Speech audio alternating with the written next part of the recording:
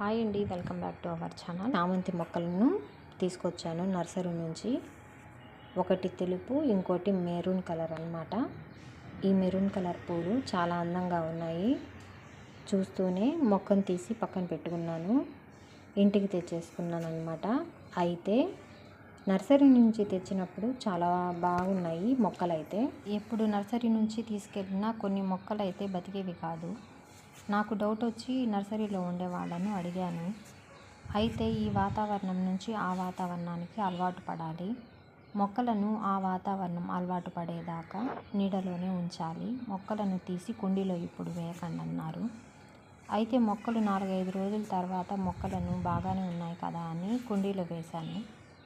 కానీ తెలుపు చామంతి మొక్క బాగానే ఉంది, మెరూన్ కలర్ చామంతి మొక్క వడలిపోయింది. ఇలా జరగడం మొదటిసారి అయితే కాదు. ఇలా చాలా మొక్కలు నర్సరీలో ఉన్నప్పుడు బాగానే ఉంటాయి, మనం ఇంటికి తీసుకొచ్చాక ఎందుకు బతకవు?